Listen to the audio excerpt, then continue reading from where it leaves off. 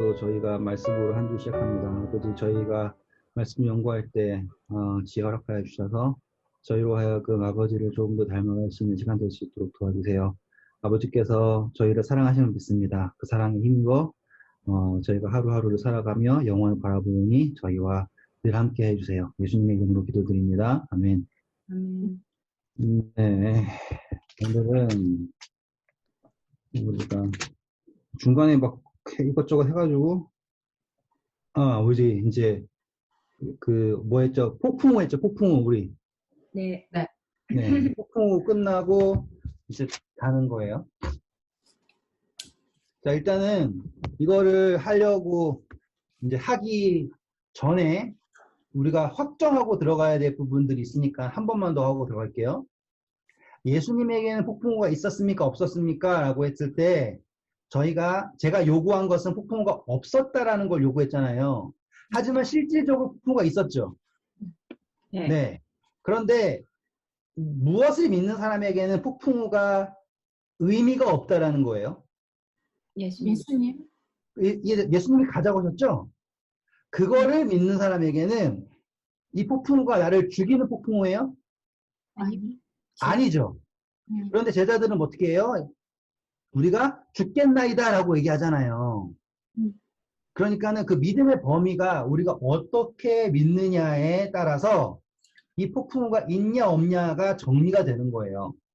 하나님께서요, 우리를 구원하실 거예요. 구하신다고 약속을 하셨어요. 구원을 하셨어요. 이렇게 되는 거예요.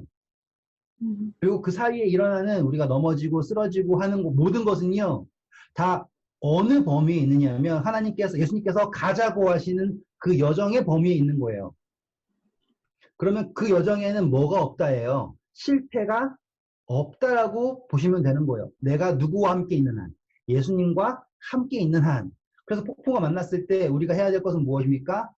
가자고 하셨던 예수님을 깨우는 거예요. 왜 주무시고 계셔야 돼요? 그리고 우리의 배에 예수님이 타고 있으면 우리는 예수님이 없는 배들과는 다르게 이 폭풍우를 마주해야 되지 않습니까? 라고 했지 않습니까? 그래가지고 지금 일어나는 모든 재앙 속에서 우리는 달라야 해요. 마치 등불처럼 산에 있는 마을처럼 절대로 숨겨지지 않는, 세상이 어두워지면 어두워질수록 더욱더 밝게 빛나야 하는 게 우리예요. 이해되셨죠? 그게 우리가 지난 시간에 조명한 거예요. 절대로 이거를 예수님은 바다도 잠잠하게 할 수 있는 능력을 가지신 분입니다 라고 가시면 안 돼요. 왜? 예수님 입장에서는요, 우리가 예수님 대단하지 않아요? 바다도 잠잠하게 한대요. 이러면요, 그분 입장에서는요, 좀 그래요. 왜? 상대방한테. 그렇잖아요. 만약에 제 아들이, 야, 우리 아빠는 뭐도 할 줄 안다? 이 정도로만 생각, 뭐 할 줄 아는 아빠로 생각하면요, 좀 되게 실망스러울 것 같아요. 그것 도예요. 그것 도예요. 하지만 제일 중요한 건 뭐예요? 제 아들의 아빠예요. 관계예요. 무엇을 할 수 있는 분이 아니라 내 아버지라는 거예요. 우리가 믿는 것은 그분은 병을 치료할 수 있는 분을 믿는 게 아니라요, 내 아버지를 믿는 거라니까요. 그 믿음의 범위가 다른 거라고. 그리고 그 말씀에 의지한다라는 게 다른 거예요. 그분과 함께 동행한다라는 게 다른 거예요. 그분이 나의 여정의 선장이시라는 거가 다른 거라고. 예수님이 선장 되셔야 돼. 배에 누가 선장 노릇한다라고 하는 기본적인 묵상 있잖아요. 우리가 늘 하는 묵상. 나는 왜 내 삶의 주인으로서 계속 있는가라고 하는 질문이에요. 그분이 내 삶의 주인입니다 얘기하면서도 언제나 내가 주인이고, 그분은 한쪽 구석에 계시다가 내가 잘 못할 때 이것 좀 해결해 주세요. 그리고 가세요. 내가 할게요. 이런 모습을 보이냐 이거예요. 그런데 이해하셔야 될 것은 절대로 예수님은요, 뭘 하지 않으시냐면 우리를 제껴놓으시고 그분이 혼자 하시지 않는다고요. 달라요. 우리는 그분을 제껴놓고 우리끼리 하려고 그러는데 예수님은 절대로 우리를 제껴두고 그분이 하지 않으세요. 항상 뭐 하시길 원해요? 함께 하시길 원해요. 이 차이를 아시겠죠? 그 차이를 배우는 게 바로 풍랑이에요. 폭풍우를 만난다라는 게 바로 그분과 함께 가는 법을 배우는 거예요. 그래서 폭풍을 자주 만나면 만날수록 우리는 무엇을 배우게 되냐면 하나님과 조금이라도 더, 예수 그리스도와 조금이라도 더 함께 가는 법을 배우는 거예요. 너무 평안하잖아요? 기도할 일이 없잖아요? 그쵸? 그럼 뭐에 익숙해지는 거예요? 루틴에 빠지는 거예요. 그러면 뭐가 먼저 아세요? 하나님에 대한 기대가 싹 사라져요. 완전히 내 삶 속에 하나님의 기대가 없어지는 거예요. 왜? 너무 평안하니까. 얼마나 메말라지는 줄 아시겠죠? 그래서 이 삶이 평안해지면 신앙이 메말라지는 거예요. 왜? 내 삶의 평안에 만족을 해버리는 거예요. 예수님 입장에서는요, 이 폭풍우가 필요한 폭풍우인 거예요. 두 가지 의미예요. 뭐 여러 가지 의미가 될 수 있겠지만 두 가지 의미예요. 바람, 예? 폭풍우 다 똑같은 거예요. 그런데 폭풍우마저도 감당할 수 있는 믿음이 바로 예수님과 함께하는 믿음이에요. 그 전에 다윗 골리앗 이야기하면서 제가 했던 이야기가 기억나시는지 모르지만 사람들은 전부 다 익숙한 싸움만 싸우려고 하죠. 왜? 내가 해봐서 된 건 돼요. 그런데 다윗은 어떤 사람이라고요? 익숙한 싸움을 싸우려는 사람이 아니라 하나님과 싸우는 게 익숙한 거예요. 익숙한 대상을 싸우려고 하는 게 아니라고요.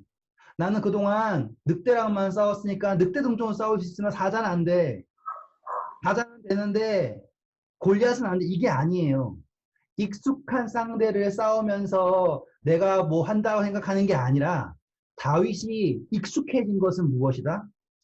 하나님과 함께 싸우는 것에 익숙해진 것이 다윗이에요. 그랬기 때문에 그는 점점 어떠한 큰 상대가 와도 흔들리지 않은 거예요. 왜? 너는 칼과 창과 단창으로 내게 오거니와 나는 누구의 이름으로 너에게 간다고요? 만군의 여호와의 이름으로 가노니 오늘날 너희가 전쟁은 하나님께 속한 것을 너희로 알게 하실 것이다. 그 말씀이 나오는 건 바로 다윗이 하나님과 함께하는 것, 동행하는 것, 하나님과 함께 아시겠죠? 그게 바로 영원에 들어가는 방법이에요. 이 풍랑이 우리에게 주는 의미는 바로 그거라고요. 잠잠하라, 잠잠해졌습니다. 그럼 맨날 잠잠해야 되나요? 아니잖아요. 잠잠하다가 목적이 아니라 감당한다예요. 그쵸? 자, 그래서 이제 폭풍우가 잠잠해졌죠. 그래서 여정은 계속됩니다. 근데 정말 아쉽게도요. 지금 이 사람들은 모든 걸 잃었어요. 살기 위해서 다 버렸죠. 그런데 여기서 우리가 기억해야 될 게 그거예요. 다 버렸어요. 그런데 그만큼 중요한 건 뭐냐면 나에게 여전히 있는 것이 무엇인가를 기억하는 게 중요한 거예요. 다 잃었죠. 하지만 여전히 나에게 뭐가 남아있다고요? 예수 그리스도가 있다라는 거예요. 지금 오늘날 재앙이 있잖아요. 많은 사람 땅을 쳐요. 왜? 내가 가진 거 모든 거 다 잃었다고. 분명히 안 좋은 일 많죠. 산불 나고 뭐 태풍 오고 그 허리케인 오고 모든 것을 잃으신 분들이 있죠. 정말 가슴 아픈 일이에요. 그런데 그 잃은 분들에게 우리가 할 수 있는 건요. 다시 잃었던 거 다시 또 줄게요. 보험 잘 청구하셔서 받으세요. 이게 아니라요. 여전히 나에게 사라지지 않고 남아있는 것은 무엇이냐? 바로 요백에 들어간 질문인 거예요. 예수 그리스도가 남아있는 거예요. 하나님을 향한 믿음이 남아있는 거예요. 그래서 그때 비로소 뭐가 되냐면 베드로와 요한의 고백이 나오는 거라고요. 은과 금은 내게 없거니와 내게 있는 것으로 내게 주노니 나사렛 예수 그리스도의 이름으로 일어나 걸으라 라고 하는 나에게 있는 것이 무엇인가가 분명해지는 게 바로 폭풍우라니까요.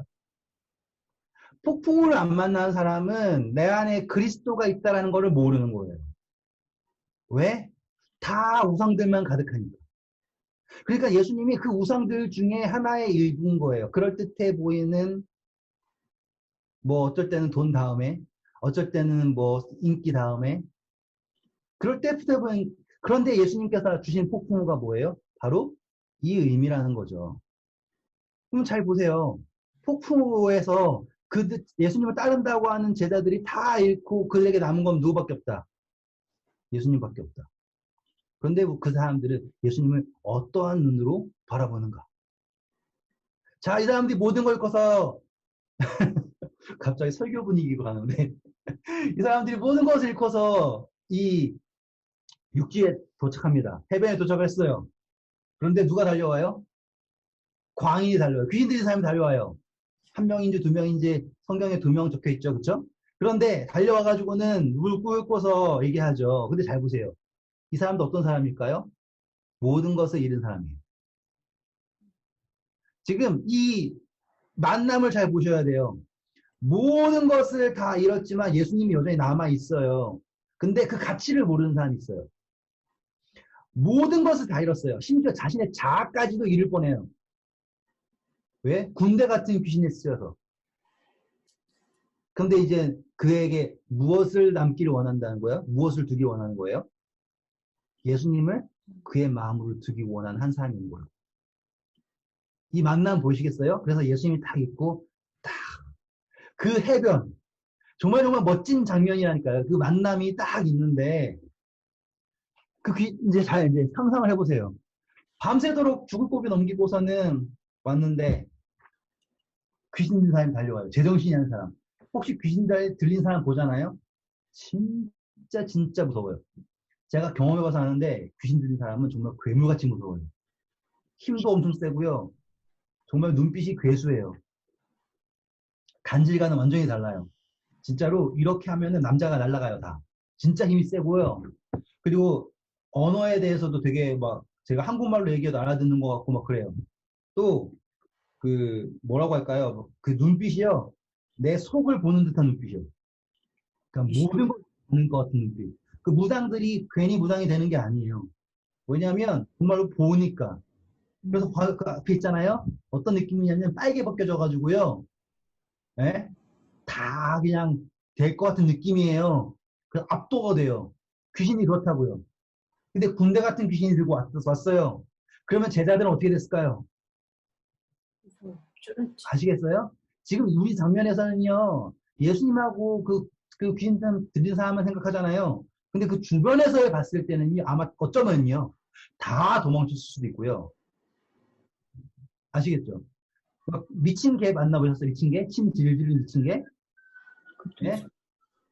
왜 무서워요? 나 물을까 봐. 네. 그러니까 똥이 더러워서 피하는 것처럼요. 이거는 다른 공포예요. 그러니까 이거는 초월하는 공포예요. 그러면 이 군대 귀신이 있는 사람이 맞잖아요. 근데 성경 어떻게 설명해요? 쇠사슬로 묶어도 쇠사슬을 끊죠. 그러면 엄청난 괴인이에요, 지금. 근데 그 사람이 해변으로 막 예수님께 달리는 생각해봐요. 아주 점잖하게 왔을까요? 아니에요. 여전히 그냥 그 모습으로 왔다고 해요. 그러면 사람들이 식겁을 했을 거예요. 근데 예수님이 어떻게 한다고요? 그 사람을 마주하는 거예요. 근데 그 귀신 들린 사람이 어떻게 해요? 예수님 앞에 무릎을 꿇죠. 그 장면을 상상해 보세요. 어마어마한 거예요.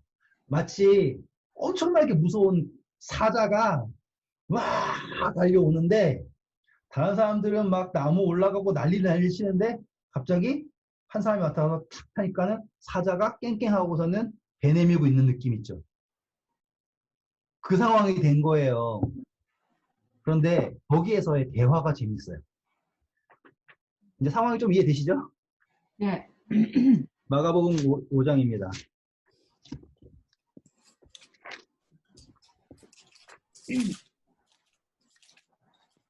1절부터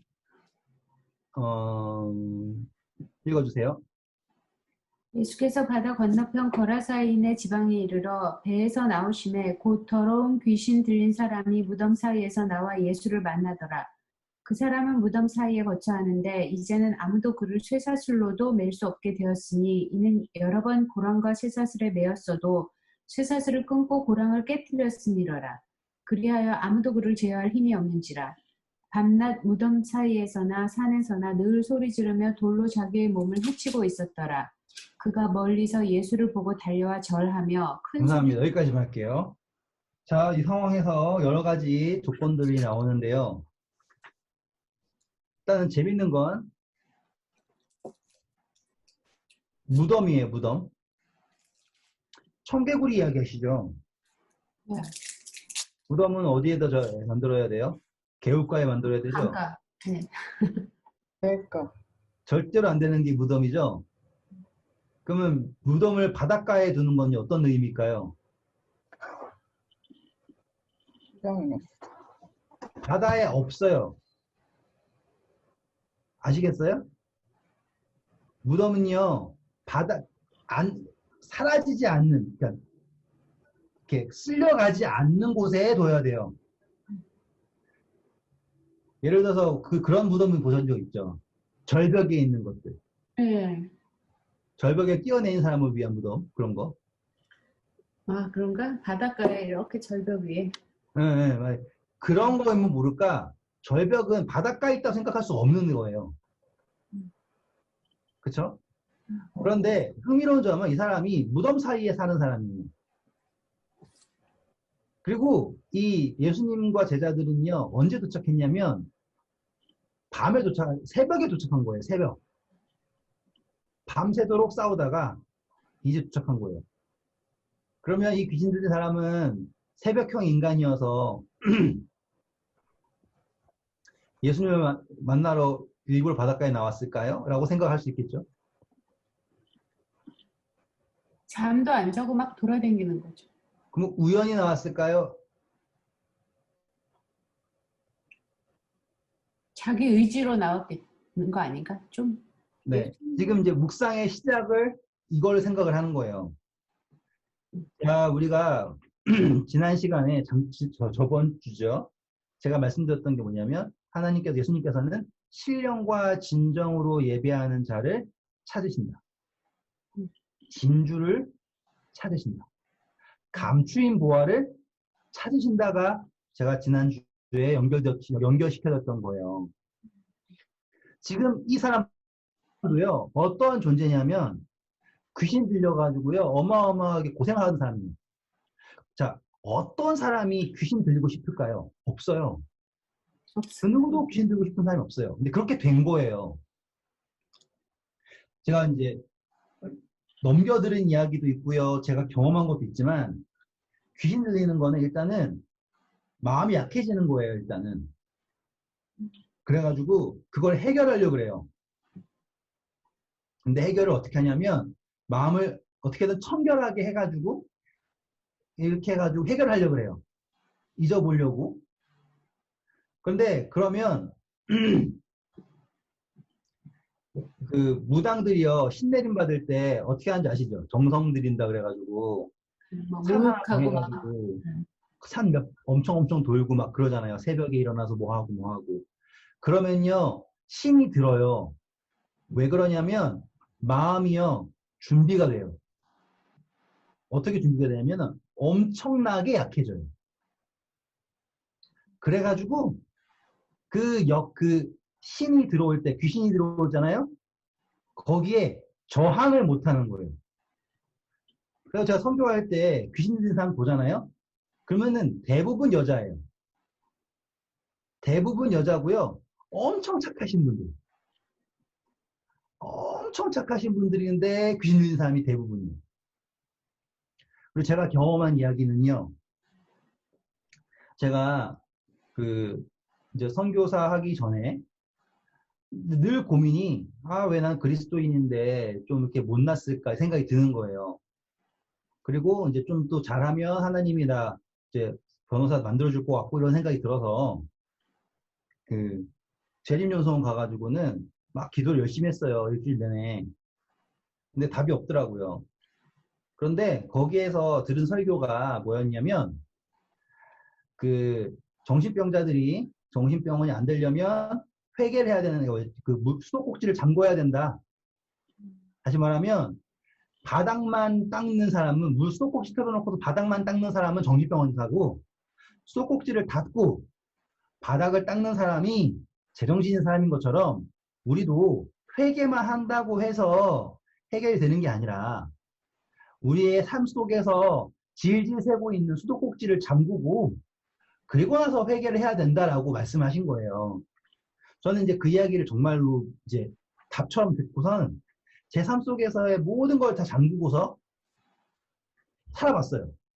그냥 정말로 말씀만 보고 기도만 하고 절제하고 막 그렇게 몰아세웠다고요. 그랬는데 갑자기요. 되게 신기한 경험을 하게 되는 거예요. 그 다른 그 기도를 하잖아요. 그러면 어떤 사람이 기도하면은 그 사람이 했던 일들이 보여요. 저한테. 귀신들이었구나. 그래가지고 제가 기도를 하면 그게 보여요. 그래가지고는 그래? 하고서는 걔한테 전화해요. 그러고서는 야 너 그런 일 있는데 그렇게 하지 마. 사람 보고서 교회 다니는 거 아니다. 하나님 보고 교회 다니는 거야. 이렇게 얘기해요. 그랬더니만은 걔가 깜짝 놀라는 거예요. 오빠 어떻게 알았어? 이런 거. 왜냐면 이제 실망해가지고 교회 안 나오려고 그랬는데 막 맞는 거 이런 식으로. 그리고 어느 날은 제가 기도를 하는데 그 그림에 저희 아버지 주머니가 질질 새고 있는 거예요. 그래가지고는 어머니한테 가가지고 엄마 이상하다 내가 기도하는데 아빠 주머니가 질질 새고 있더라. 왜 그러는 거지? 아빠한테 얘기해야 되는 거 아니야? 그랬더니만 엄마가 깜짝 놀라고 어떻게 알았니? 그러면서 이제 뭐 집안에 있었던 말 못한 이야기 하시는 거예요. 그러니까 제가 너무 신기하잖아요. 그리고서는 그걸 덥석 잡은 거예요. 그게 나한테 너무너무 새롭고 신기하니까. 그리고서는 그거 연락이 파기 시작했죠, 또. 근데 그게 점점점 깊어지는 거예요. 근데요, 정말 신기한 게 맞아요. 그리고 막 어떤 느낌이냐면 마치 내가 뭐 모든 걸 막 다 알 것 같은 느낌 있죠. 그리고 막 성경도 막 뭐 전보다 더 잘 봐지는 것 같고 왠지 내가 더 막 거룩한 느낌이 드는 것 같고 그래요. 그런데 어느 날 제가 이제 그때는 또 제가 정말 열심히 했기 때문에 새벽 기도부터 화요일, 금요일 모든 거 다 했단 말이에요. 화요일 날 가가지고는 설교를 딱 듣는데 한 목사님이 단에 딱 서는 거예요. 설교를 딱 하시는데 그분의 그 나쁜 행적들 있죠. 그게 보여요. 그게 싹 보이는 거예요. 그래가지고 제가 막 열불이 나는 거예요. 어떻게 저주제, 이주제 막 이런 생각 있잖아요. 감히 막 여기에 설교를 막 그 생각 있잖아요. 막 열불이 나가지고요. 설교를 듣다가 참지 못해서 일어나가지고 나왔어요. 나와가지고는 막 화가 나가지고 막 씩씩씩씩 거리면서 집에 가려고 그러다가 갑자기 문득 든 생각이 아니 내가 왜 이렇게 화가 나지?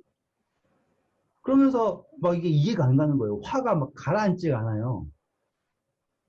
그래가지고는 집에는 안 가고 그냥 청년반을 막 이렇게 뺑뺑 돌았어요. 마음이 안정될 때까지. 근데 그때 이제 때마침 그러니까 제가 그때 청년회장이었어요. 청년회장이어가지고 그때 때마침 이제 성경 퀴즈 대회가 있었거든요. 그래가지고 제가 이제 제 친구들을 성경을 가르쳐 줘야 되는 상황이었어요. 그런데 막 마음은 화가 나고 그러니까는 이제 애들이 이제 어떻게 왔어요? 성경 퀴즈 한다고. 그래서 앉아 그러는데 막 애들이 안 앉아요. 막 앉으라고 막 소리 치면서 막 제가 이상한 짓 했죠. 그랬더니 막 애들이 왜 그래? 그러다가 이제 성경을 이제 가르치기 시작하니까 좀 마음의 평안이 왔어요. 그런데도 한편에는 아니, 내가 왜 계속 화가 냈을까? 그리고 와서는 이제 집에 들어갔죠. 집에 가가지고는 한동안 막 내가 막 애들한테 막 전화해서 막 맞추고 막 그러니까 그러다가 아닌 것 같아가지고 어머니한테 물어봤어요. 어머니, 내가 아무리 봐도 좀 이상한 것 같다고. 내가 막 화가 나고 그리고 자면은 막 꿈에서요 막 이상 같은 게 보여요. 그러면은 막 그거 막 쫓아가고 막 그래요. 그런데 처음에는 그게 좋다 생각했어요. 그럼 막 그걸 연락을 갈망했다고요. 근데 아무래도 이런 게 이상하다고 내 마음에 평안이 없는 것 같다고. 그랬더니 어머니가 하신 얘기가 아니 이게 성령이면 너에게 평안이 있어야 되는데 왜 너한테 이럴까? 우리 함께 기도하자. 그러시는 거예요. 그러고는 이제 기도를 했어요. 그래서 저도 이제 의심이 생기니까 기도를 하면서 하나님 저는 이런 걸 원하는 것도 아니었고 이렇게 기도했어요. 해결하게 달라고. 근데 말씀드렸잖아요. 저는 그때까지 어떤 생활이냐면 완전히 초절제 생활이었어요. 초절제. 아시겠죠? 정말로 반을 위해서 사는 것처럼 살았어요. 그런데 제가 이제 기도를 하고 나서 제가 이제 마음을 놨어요. 첫 번째로 이걸 해가지고 더 이상 하면 내가 죽을 것 같고, 그리고 내 마음에는 미움만 계속 생기고 정죄만 하고, 그래가지고 놨어요. 그리고서는 이제 평안한 마음 갖기 위해서 이제 노력을 했죠. 그랬더니만 어느 순간 그게 싹 사라졌어요. 막 이렇게 화하고. 근데 아쉬운 건 뭐냐면 그 전에는 성경 다 알 것 같았어요. 막 그때는요, 막 어떤 느낌이었냐면 막 그냥 알아서 아는 게 아니라요. 그냥 안다라고 하는 자긍심이라 그래야 하나? 아시죠? 나 이거 다 알아. 이런 느낌. 그리고 그때는 이제 보면 내 논리예요. 내 논리지만 난 다 알아. 넌 틀렸어. 이게 제가 안에 엄청 강했던 거예요. 그때는. 지금 생각해 그때는 아무것도 모르는 건데 그때는 그런 거예요. 그리고 나서 제가 지나고 보니까 내가 지금 그때 어떤 상황이었냐면 그 나쁜 영한테 자리를 내준 상황이었던 거예요. 그리고 그거를 막 추구했던 거죠. 이게 뭐냐면요. 막 절제를 하고요. 뭐 어떤 영을 갈망하잖아요. 그러면 마음이 약해지는 거예요. 그리고 엄청 예민해져요. 그리고 조그만 게 생기잖아요. 그러면 덥석 그걸 무는 거예요. 그게 마치 응답인 것처럼. 이게 하나님의 영인지 사단의 영인지 구분하지 않고요. 그냥 영적 경험만 생기잖아요. 그러면 그걸 물어버리는 거예요. 제가 물어봤어요. 그러면요. 조금씩 조금씩 이게요. 마치 하나님의 뜻인 것처럼 막 이렇게 날 펌프해요. 그러면 난 그게 더 막 몰입을 하죠. 그리고 잠깐 사라지면 제발 그거 더 달라고 막 그래요. 그리고 나중에 그게 사라지잖아요. 그럼 어마어마하게 불안해요. 마치 내가 죽은 사람 된 것처럼. 똑같아요. 우리 성령 공부하면서 방언 생각했잖아요. 사람들이 거기 몰두하는 이유가 뭔지 아세요? 똑같은 거예요. 왜? 계속 그걸 갈망을 하니까. 하나님과의 관계가 아니라 그것과의 관계에 몰두하는 거예요. 이해되시겠죠? 제가 경험해봐서 알아요. 그런데 그거는 완전히 거짓이에요. 완전히 거짓이고 그거에 몰두하잖아요. 그러면요, 내 그 마음은 점점 약해져 가지고요. 아시죠? 한 귀신 나가가지고요, 7귀신 들어오는 거예요. 그래가지고 군대 귀신 핀 거예요. 이 사람은 뭐예요? 계속 갈망을 하는데, 해결을 하고 싶은데, 매달리는데, 너무나 연약한데, 뭐밖에 안 들어오는 거예요? 귀신밖에 안 들어오는 거예요. 그러면 이 사람의 마음을 아시겠죠? 이 사람은요, 정말로 귀신 들리고 싶지 않은 사람인 거예요. 아이러니하게도요. 제가 걸려봐서 알아요. 진짜로 아이러니하게도요. 정말로 순수하고요. 오히려 하나님의 도움이 필요한 사람이었던 거예요. 근데 누굴 못 만난 거예요? 하나님을 못 만난 거예요. 누구 생각이 없어서요? 자기 생각이 없어서. 판단을 해버린 거예요. 뭐 없이? 하나님의 뜻이 영인지 사단의 영인지 구별하지 않고 그냥 덥석 문 거죠. 모양이 되시죠? 그런데 이 사람이요. 항상 귀신 들려 있었을까요? 아니에요. 가끔이에요. 그런데 그게 너무 심한 거예요. 제가 이제 또 인도에 있을 때 귀신 들린 사람 만난 게 꽤 많아요. 왜냐면 인도가 신의 나라이기 때문에 귀신 들리는 거가 그냥 일상이라고 보면 돼요. 대부분이 문화가 신내림의 문화예요, 그냥. 근데 이제 어떤 분이 귀신 들려서 왔는데 그분이요, 갈망하는 게 귀신에서부터 자유로워지는 걸 갈망하는 거예요. 그런데 이게 들어오잖아요? 그러면은 뭘 못하냐면 이걸 제어를 못하는 거예요. 막 와가지고는 울면서 막 도와달라고 얘기를 해요. 들잖아요? 그러면 제어가 안 돼요. 막 난리를 치고요. 똑같을 거라고요. 이 사람도요. 낳고 싶은 거예요.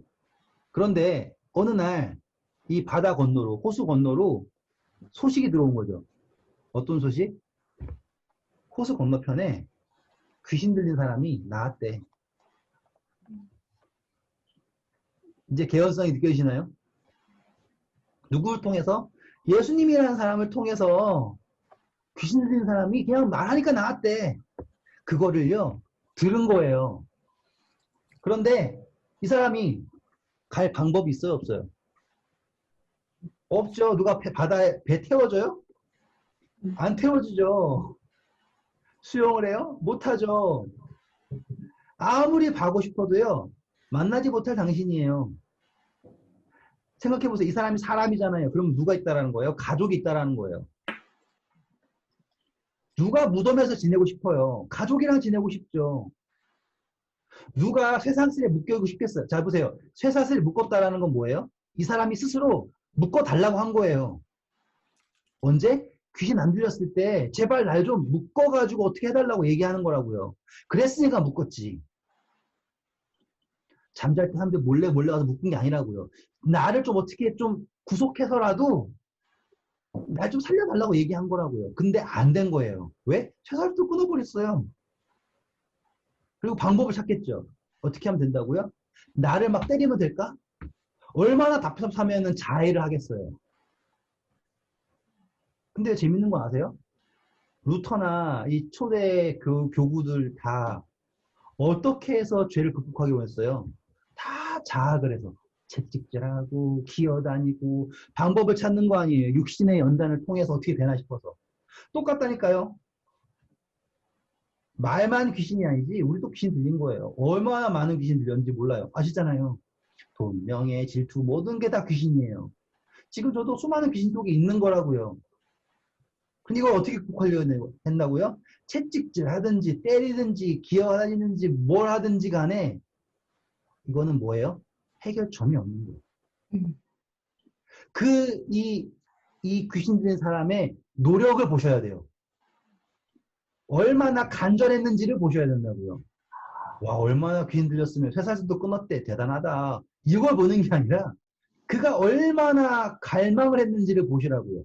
그리고 그 갈망이, 그 열망이 누구를 향하게 됐다고요? 예수 그리스도 향하게 됐어요. 예수님은 이 사람을 보고 오시는 거예요. 왜? 그 속에 진주가 있으면. 그 진주가 아시겠죠? 그 힘든 시간을 통해서 그 진주가 완성되었음을 보신 거라고요. 너무나도 아름다운 바닷속 제일 깊은 곳에서 나온 진주가 거기 있음을 보셨다 이 말이에요. 그리고 그 진주를 누구에게 보여주고 싶은 거예요?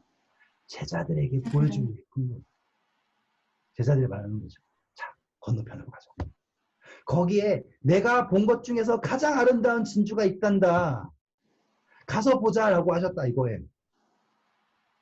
그러면 갈만하죠. 네? 예수님이 가자고 할 만한 거예요. 3년 반이라고 하는 그 짧은 시간 동안 그 시간 속에서 거기에는 한 번쯤 갈만한 거예요. 그리고 가서 그 진주만 보고 와도 충분하다 이 정도예요. 그러니까 예수님이 그 사람만 낫게 하고 가자. 다 봤어. 이거면 됐어라고 말씀하실 만하다 이거예요. 그렇지 않아요? 저는 이거를 보면서 야 여기에 진짜 정말 아름다운 진주가 있네. 이게 진주네. 이게 정말 진주네. 정말 알큰 진주구나. 그게 보이는 거예요. 그리고 예수님이 그 사람을 딱 만났을 때 어떻게 이 사람을 오해했을까요? 8절 보세요. 이는 예수께서 이미 그에게 이르시기를 더러운 귀신아 그 사람에게서 나오라 하셨습니다. 말이 뭐예요? 만나기도 전에 이미 명령하셨다 이거예요. 그 귀신 들린 사람의 갈망을 들으신 예수님 아멘이에요. 정말로 아멘이라고요. 우리가 어떠한 상황에 있더라도요. 내가 지금 어떠한 죄를 졌다 그래도요. 우리가 지울 수 없죠. 하지만 우리 안에 있는 그 예수 그리스도를 향한 갈망을 그 진주를 예수님이 보신다고요. 다른 사람들은 그 귀신 들린 모습만 보지만 예수님은 그 안에 진주를 보신다고. 전 그거예요. 그리고 그 진주를 보시고 이미 뭐 하셨다고요? 명령하셨다고요. 이미 십자가에서 용서하셨다고요. 아멘이죠. 아, 죄송해요. 계속 성경 공부 설교로 가려고 그러는데 이걸 느끼셨으면 좋겠어요. 저는 그 이미 명령하셨다. 그랬기 때문에 이 사람이 올 수 있었던 거예요. 아시겠죠? 그랬기 때문에 그의 마음속에 폭풍우 치는 바다를 바라보면서 그 새벽에 그가 바닷가까지 갈 용기가, 의미가, 가치가 있었던 거예요. 아시겠죠? 그 폭풍우 치는 바다를 보면서 그가 무엇을 기대하겠냐고요. 귀신 들린 사람이. 기대할 게 없어요. 아무것도 없다니까요. 아무것도 기대할 게 없어요. 하지만 그가 갔을 때 그를 이미 구원하신 예수님이 거기 있는 거예요. 그리고 예수님께서 하신 것은요. 그를 구원하신 걸 한 게 아니에요. 뭐예요? 그의 구원을 확정하신 거예요. 아시겠죠? 그에게 누굴 보여주시는 거예요? 내가 너 구원한 사람이다라는 거를 보여주시는 거예요. 이건 어마어마한 무시한 거예요. 이게 뭔지 아세요? 예수님의 재림과 이렇게 만나는 거예요. 예수님이 제자들과 함께 오셔죠? 예수님이 천사들과 함께 오세요. 그리고 누구를 소개하는 거예요? 이 귀신 들린 사람을 소개하는 거예요. 누구라고? 갑진진주라고. 예수님이 천사들과 함께 오세요. 그리고 우리를 부르시면서 이 사람이 이들이 내 딸이들이 진주다라는 거를 보여주신다고요. 그 폭풍을 뚫고 오시면서요. 아시겠어요? 이게 재림의 오마주예요. 엄청나게 멋있다니까요. 상상하면 할수록 멋있어요. 사람들은 다 귀신 들린 놈에 취급하다고요. 아니야, 나 이제 나았어 라고 해도요. 아무도 그거를 확정해 못해요. 여전히 귀신 들린 사람이에요. 야, 근데 예수님은 뭐예요? 이미 명령하셨어요. 근데 아무도 안 믿어준다니까요. 왜? 또 언제 귀신 들릴지 모르잖아요. 예수님이 이미 십자가에 우리 죄를 용서하셨죠? 근데 여전히 우린 죄인이에요. 왜 또 언제 죄 지을지 모르잖아요. 그게 아니라니까요. 언제 귀신 들릴지 몰라요. 그게 아니에요. 뭐 어떻게 했어요? 귀신을 명령하여서 완전히 떠나게 하시죠. 다시는 못 들어오게. 똑같은 거예요. 우리를 지배했던 육신의 정욕, 죄의 모든 것을 확정하시는 거예요. 그것이 재림의 모습이라니까요. 재림하시기 전까지는요. 누구도 우리를 의인이라 얘기할 수 없어요. 왜? 귀신 들렸잖아요. 들렸었잖아요. 근데 그가 누구 앞에 있을 때 예수 그리스도 앞에서 그분 앞에 무릎을 꿇고 맨정신으로 그분의 주신 새 옷을 입고 있을 때 사람들이 더 이상 이 사람을 뭐라 하지 않아요. 귀신 들린 사람이라고 더 이상 하지 않는다 이거예요. 그게 재림의 모습이라니까요. 예수님께서 재림하셔서 우리를 구원하시고 우리가 그분 앞에서 무릎을 꿇고요. 그분을 경배하면서 그분의 주시는 의의 옷을 입었을 때 더 이상 우리를 죄인이라고 할 사람이 없다라고요. 너무 아름답고 감동적인 이야기예요. 누가 우리를 정죄하리요? 로마서에 나오는 기록이요. 그냥 나온 게 아니라니까요. 예수님의 모습이 예수님의 임재가 그가 더 이상 귀신에 눌리지 않았음을 증거하는 것처럼 예수님의 재림이 우리가 더 이상 죄인이 아니라는 것을 그분의 백성이라는 것을 자녀라는 것을 증거하는 거예요. 재림 되게 멋있죠. 15절 예수께 이르러 그 귀신 들렸던 자, 곧 군대 귀신 집혔던 자가 옷을 입고 정신이 온전하여 앉는 것을 보고 두려워하더라. 똑같은 모습이 재림의 때에 반복이 되는 거죠.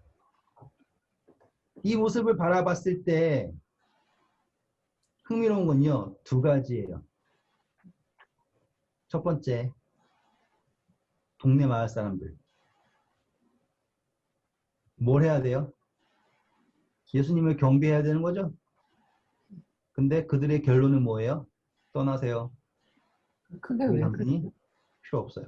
재림 때도 똑같죠? 어, 악인들은 어떻게 해요? 예수님 가세요. 우리는 예수님과 상관없어요.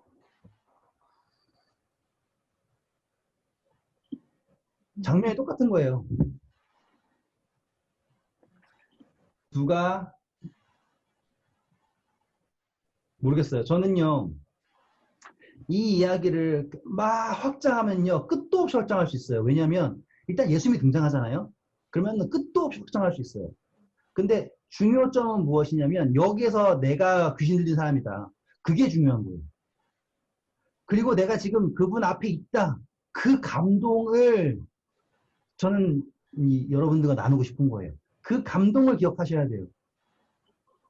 얼마나 갈망했으며 그 감동의 순간을 어떻게 표현할 방법이 없어요. 열망하는 그 순간이에요. 재림의 순간이 그렇다니까요. 근데 우리는 순 반대잖아요. 마치 누구처럼 기다리는 거예요? 동네 사람처럼. 오면은 다 못 뺏어가요? 내 돼지 다 뺏어간다 생각하잖아요. 예? 재앙이 일어나가지고 뭐 없어지고 뭐 없어지고 안 돼, 내 돼지들. 그거잖아요. 그러니까 지금 우리는 이 예수님을요, 동네 사람을 만날 거예요? 아니면 돼지 주인들로 만날 거냐 이거예요.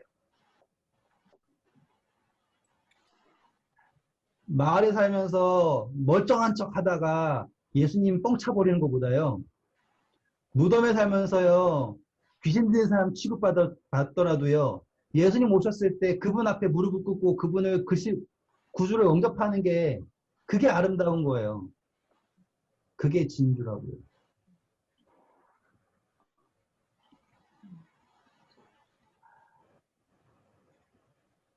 벌써 42분. 이렇게 시간이 날아갔어요. 이 사람의 모습을 진짜로 묵상하시면 묵상하실수록 아름다워요. 장면 자체가 너무 아름다워요. 그걸 꼭 잊지 마시고 꼭 다시 한번 묵상해 보세요. 그리고 여기에서요, 예수님께서 이제 이해가 안 가는 부분들이 있어요. 이름을 물어보세요. 그런데 이 사람이, 자, 읽어주실까요? 우리 9절 읽어주세요. 이에 물으시되 내 이름이 무엇이냐 이르되 내 이름은 군대니 우리가 많음이니이다 하고. 자, 여기서 궁금한 점은요, 예수님의 이름을 왜 물어보셨을까요? 예요.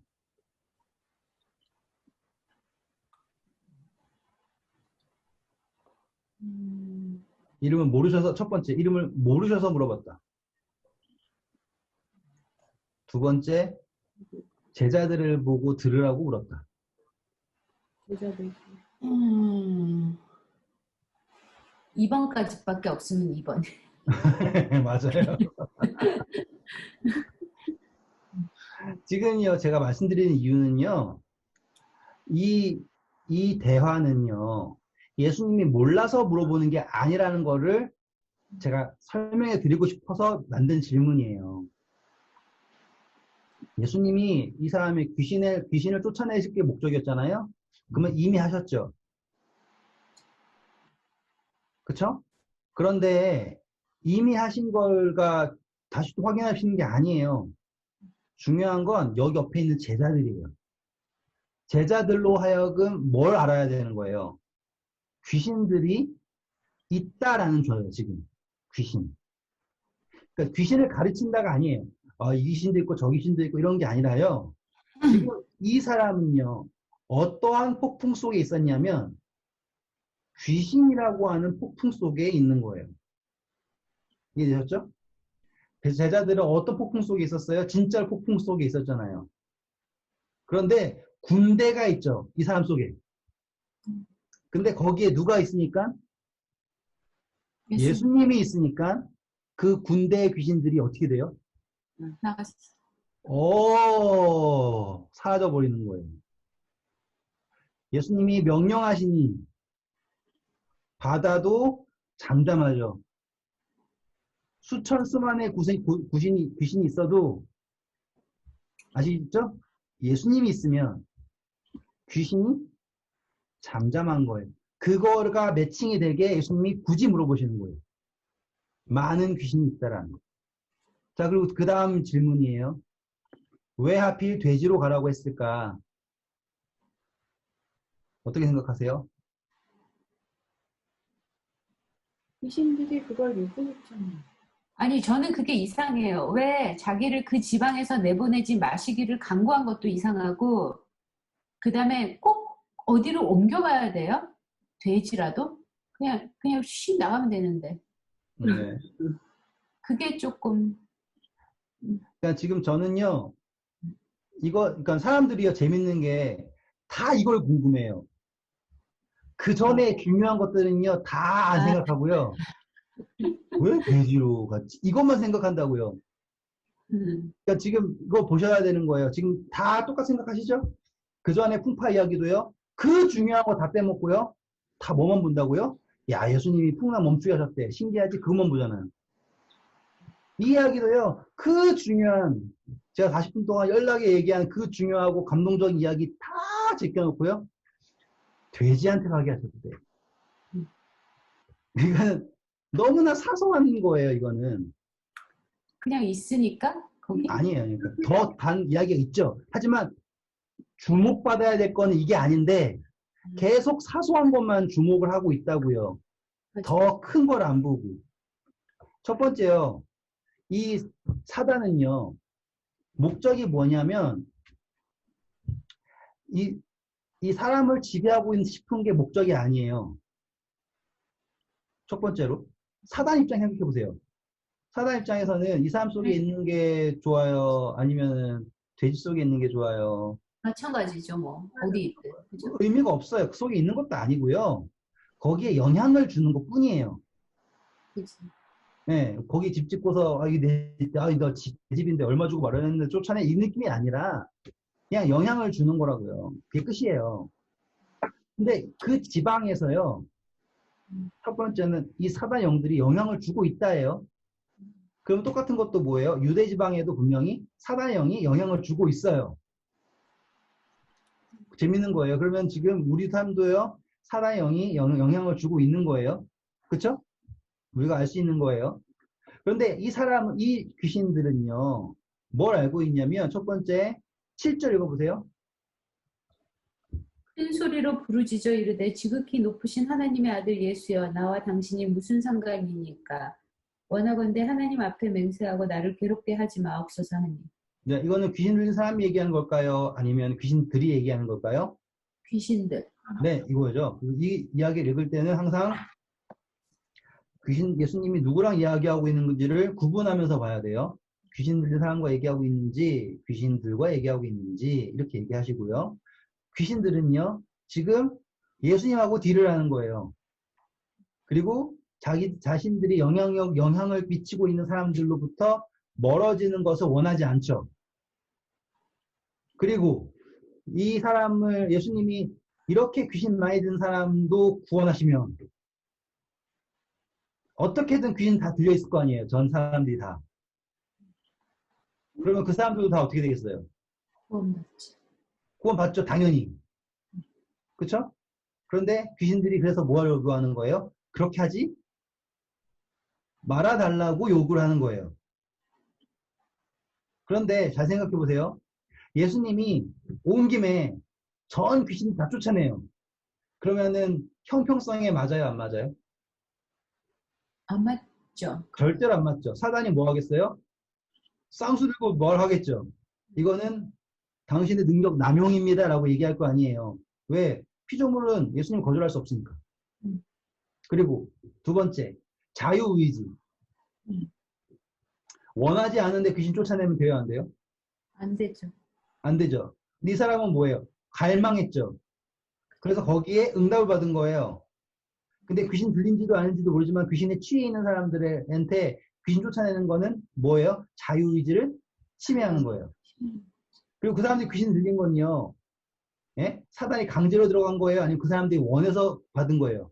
원한 것도 있지. 원한 거죠. 왜? 돈 좋아하고 뭐 좋아하고 이기심 가지고 그런 거는요. 원해서 받은 거예요. 맞죠? 그러면은 이 사람, 이 귀신들이 자신들을 쫓아내지 말라고 했다라는 건 뭐냐면 그 강제력을 행사하면은 안 된다라고 얘기하는 거예요. 그쵸? 그리고 예수님에게 허락을 구해요. 재밌는 건 뭐냐면 귀신들도 누구의 허락이 없으면 안 된다예요. 예수님이. 그러면 주권이 누구에게 있음이 드러나는 거예요? 예수님에게 있음을 드러나는 거예요. 똑같이 욥기서에 보면 사단도 누구 허락받고 활동해요? 하나님의 허락 범위 내에서 활동을 하죠. 흥미로운 점이에요. 그런데 귀신들이 뭘 알아요? 어떻게 하면 이 지방 사람들의 자유의지를 움직이는 줄을 아는 거예요.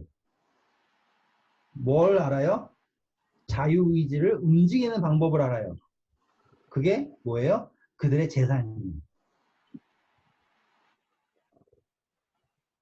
이 사람들이요, 제가 이제 선교지에서 보고 배운 게 뭐냐면, 이 양치기든지 뭐든지 자기가 양치기 하지 않아요. 다 양치기한테 맡겨요. 얼마 주고. 그래가지고, 양치기들이 양쳐가지고 양이 새끼 낳잖아요? 그러면 작은 거는 양치기 가져가야 돼요. 그런 소유를 주는 게 있어요. 그래서 우리 야곱이 라반한테 양치기 노릇했죠? 하지만 당당하게 이 새끼는 자기 거라고 요구하는 게 양치기에 대해서는 양을 치는 사람이 그 새끼를 얻는 거, 그러니까는 다 얻는 게 아니라 일부러 얻는 거는 불문율이에요. 그런 식으로 이 돼지들도요, 다 동네 사람들이 돼지치기들한테 맡긴 거라고요. 그렇기 때문에 돼지들이 몇천 마리가 있는 거예요. 한 2천 마리 있다 그랬잖아요, 성경에 보면. 그러니까 사단의 영들이요, 뭘 안 거예요? 머리가 좋아서. 이 돼지들을 죽이면, 재산을 잃으면, 당연히 사람들이 자신들의 자유의지로 뭘 선택할 것이다? 예수님을 떠나라고 선택을 할 것이다. 그래가지고 사람들이 막 예수님 믿으면 안 되잖아요. 그래서 뭘 쳐버리는 거예요? 재산을 다 쳐버리는 거예요. 그런데 흥미로운 점은 제자들이 풍랑을 맞았죠? 그 배에서 다 뭘 던져요? 짐을 던져서. 짐을 던지죠. 바다에다가. 남아있는 건 누구예요? 예수님이에요. 여기도 재산이 다 바다에 빠지죠. 남아있는 건 누구여야 해요? 예수님이어야 해요. 그런데 그들의 마음이 뭐 한다고요? 예수님, 떠나세요. 당신 필요 없습니다. 왜? 내가 가진 거 다 가져가고. 싫어요. 예수님이 돼지와 함께 거하실 수 있나요? 없죠? 사람이 두 주인을 섬길 수 있나요? 없죠? 자, 그럼 그 사람들은 지금 뭘 섬기는 게 증명이 됐어요? 돼지를 섬기고 있다는 거를 스스로 증명한 거죠. 딱 보이죠, 레슨이. 근데 사단이 돼지한테 들어간다 그랬으면 예수님이 이게 좀 그런데 안 된다 그랬으면 마을 사람들도 그럼 거짓말로 믿는 건가? 마을 사람들도 나중에 와 이렇게 귀신을 내쫓았네 예수님이 그러면서 그는 거짓말로 믿는 거죠, 그죠? 자, 근데요, 이게요, 뭐 생각하기 나름이에요. 집사님처럼 뭐 거짓말을 할 수 있지만, 여기서 우리가 핵심은요, 예수님은 누구를 케어하는 거예요? 짐승들을 케어하시는 거예요? 사람을 케어하는 거예요? 사람. 네, 그게 포인트라고 생각하시면 돼요. 아니, 그러니까 꼭 돼지한테로 갔어야 됐나, 그게.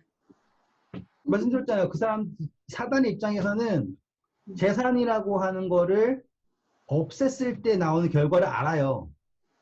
그러니까 예수님도 알았는데 안 돼, 너 그 돼지로는 가지 말고 떠나라 그냥 그랬으면 네. 마을 사람들도 구하고 귀신 들린 사람도 그냥 혼자 그냥 그러니까 그 생각 그대로 가지고 욥기 읽어보세요. 그러면 욥기 이야기가 하나도 성립이 안 돼요. 그러니까 예수님이 끝까지 자유의지를 붙잡고 계시는 건 뭐냐면 예수님이 안 된다고 하잖아요. 그러면 사단은 뭐라고 얘기할까요? 그렇구나. 맞아. 그러니까 그거 생각하시는 거예요. 지금 사단은요 항상 예수님이 yes, no 했을 때 no 하잖아요. 그럼 이렇게 가야지 다 알고서 덤비는 거예요. 계획이 있어요. 예수님이 사단한테 no 한 적이 한 번도 없어요. 그죠? 그렇죠. 그냥 어떤 answer는 했지만 네네. 안 되라고 한 적이 없네 진짜. 네. 그러니까는 그 집사님의 논리는 마치 좋아 보이지만요. 그 뒤에 감당 못할 함정들이 도사리고 있는 거예요. 예수님이 안 되라고 하면 사단은 그때 얼씨구나 하고서는 덤비는 거죠. 봐봐라 이렇게 마음대로 하는데 우리가 어떻게 하냐 이렇게 나오는 거예요.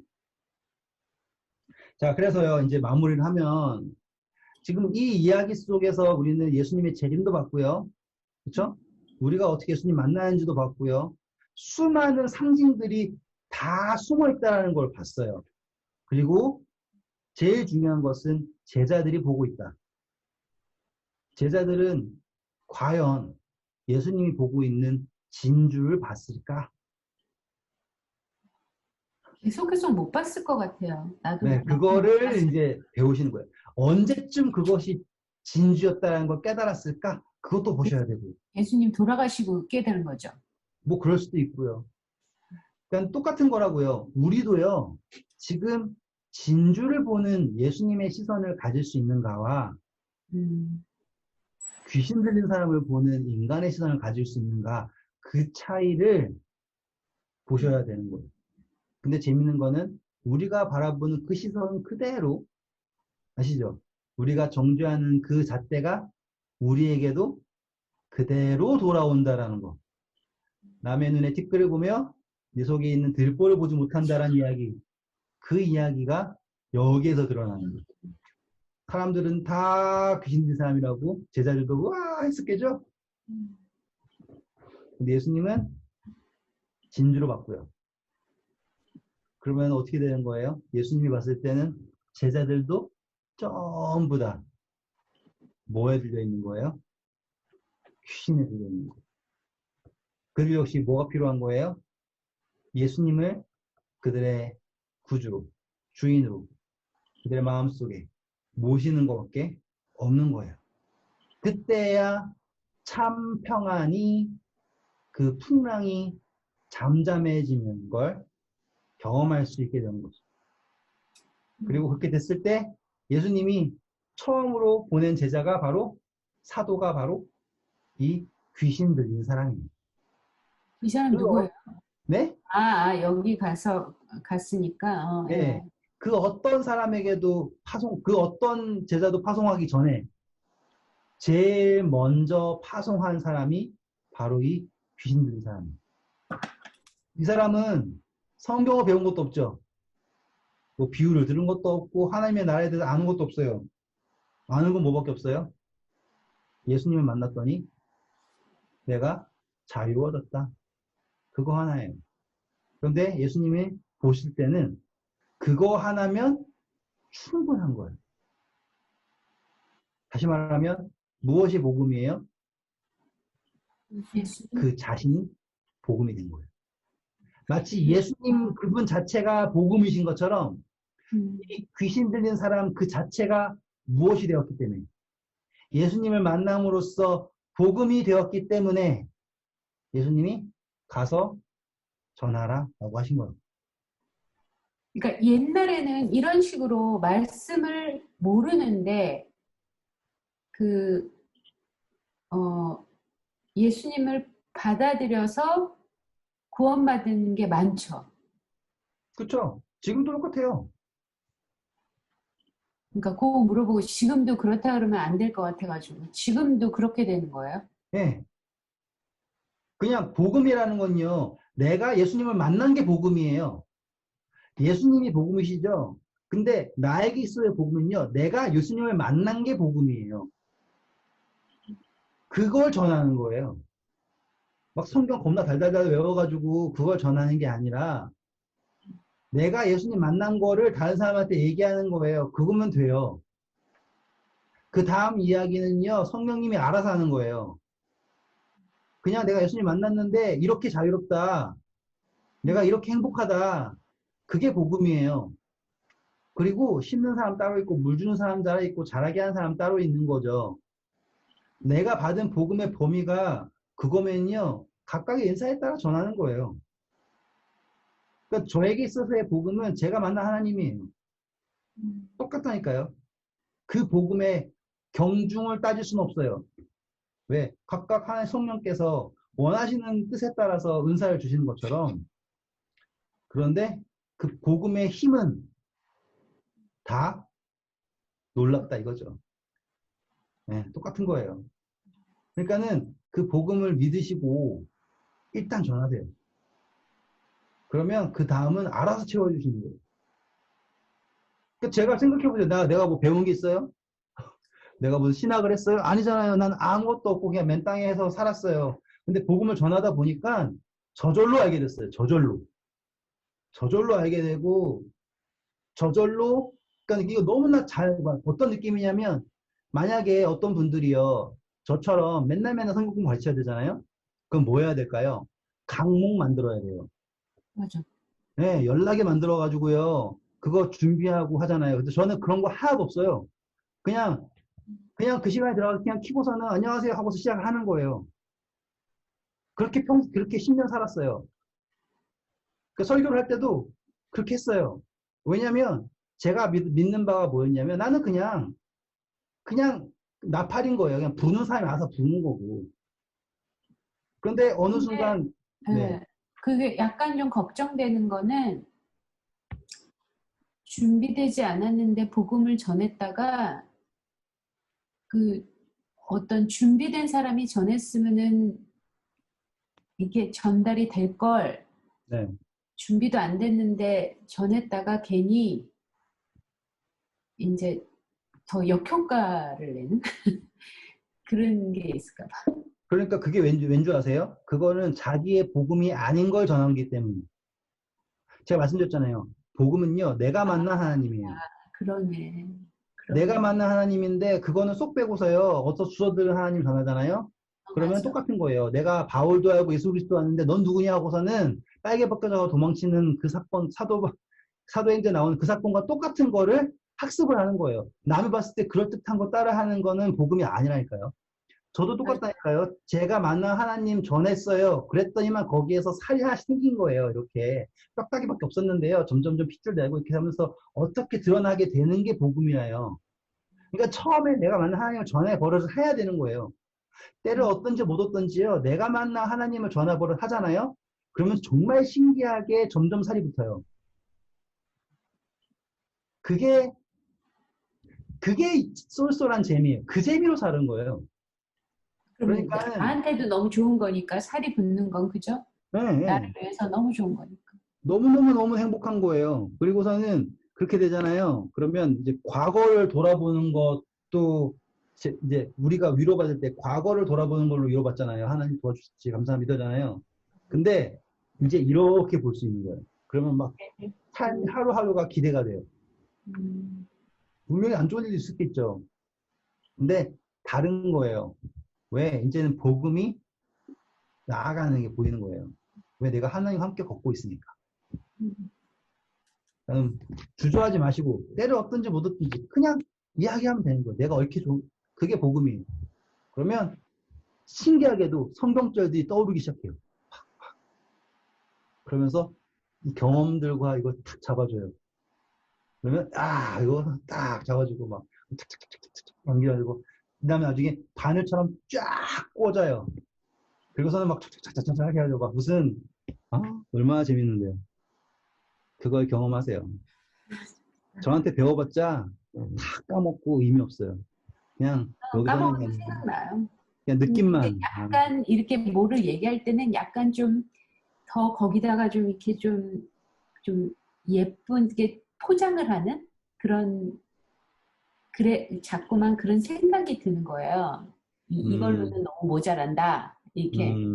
그래갖고 약간 뭐 그러니까 이제 근데 아까 딱 스미사님이 한 말이 맞아요. 내 하나님을 전하는 게 아니라 어디서 주워들은 하나님을 전해야 되는 그게 좀 더 이쁘게 들리잖아요. 좀 이렇게 좀 멋있고 이렇게 말해야 얘가 조금 저거 할 것 같은 내 거는 좀 시시하니까 약간 그 무슨 말인지 딱 그 말씀이 맞는 것 같아요. 그래요.